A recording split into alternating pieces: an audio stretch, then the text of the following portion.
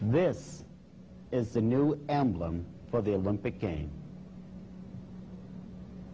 As I stated before, the next Olympic game is going to happen September 21st in the year 2000, Sydney, Australia.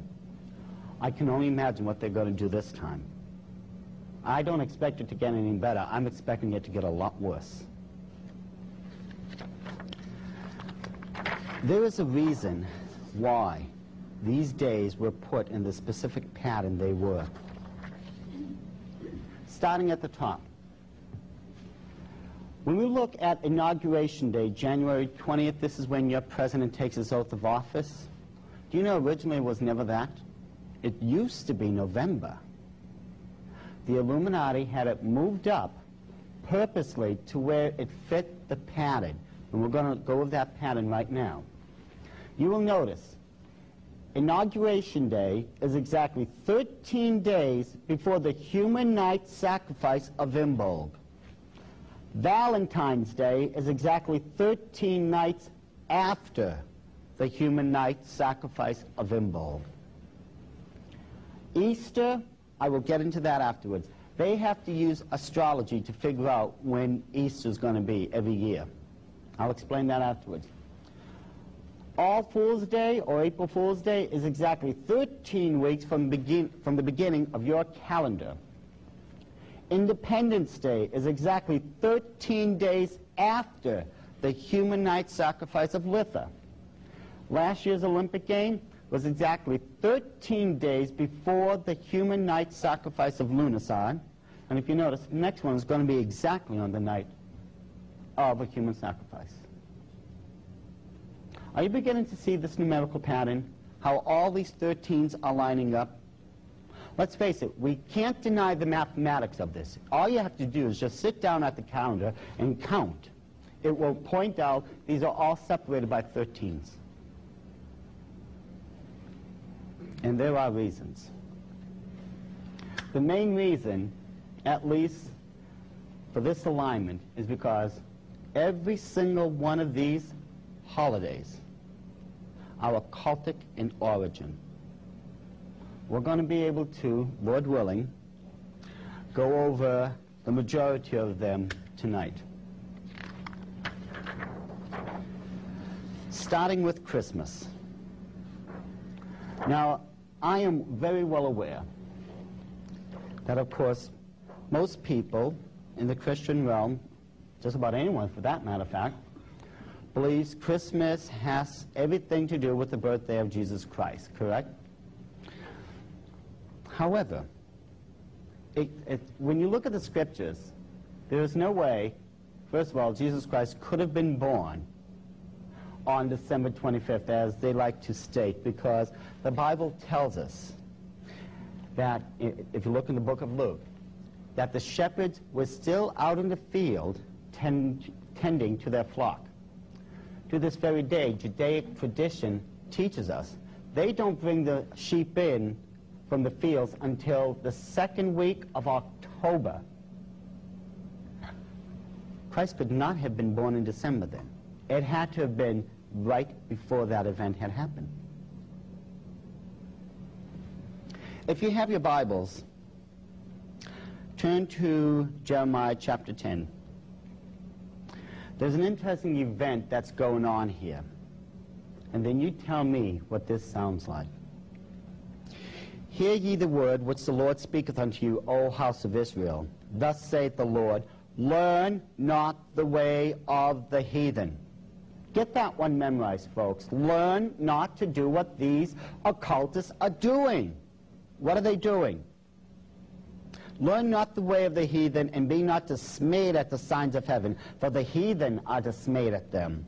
For the customs of the people are vain. For one cutteth the tree out of the forest. The work of the hands of the workmen, with the axe, they deck it with silver and with gold. They fasten it with nails and with hammers, that it move not. That's a Christmas tree.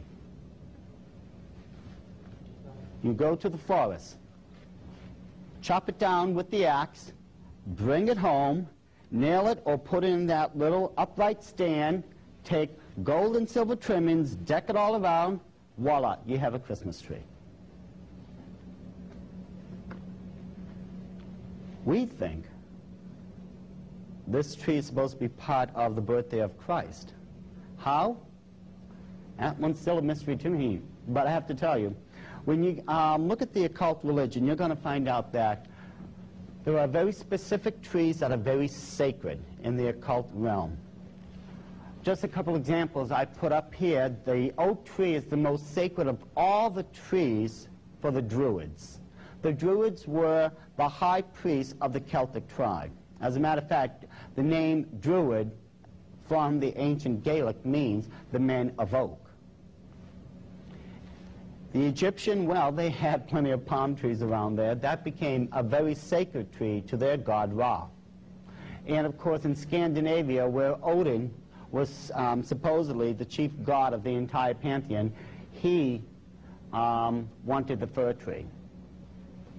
Now, these people in the occult nowadays, they are still taking gold and silver decorations, putting it on their trees. A lot of them are taking cookies, putting them on the trees also after they baked them. They will take chestnuts, tie traditional Christmas color ribbon around them, or I should say Yule ribbons. See, you call Christmas what it is. The occult, it's properly known as Yule. We'll get to that. But they will take the traditional colors, either red or green, tied around chestnuts, and hang it from the tree. This is how just, some of the items became part of your so-called Christmas holiday. It is also, if you remember, the five-pointed star, the pentagram, is the oldest symbol that represents Nimrod. See, in the occult world, from November 1st all the way through April 30th, the god is in charge. He will rule over the world for those 6 months. After that, the goddess takes over. At this point of the season, he is known as the winter god. He is also commonly referred to as the horned god, the stag god, the god of the hunt, so on and so forth. It is for this reason, his symbol, the five-pointed star now, you've been placing it on top of these Christmas trees.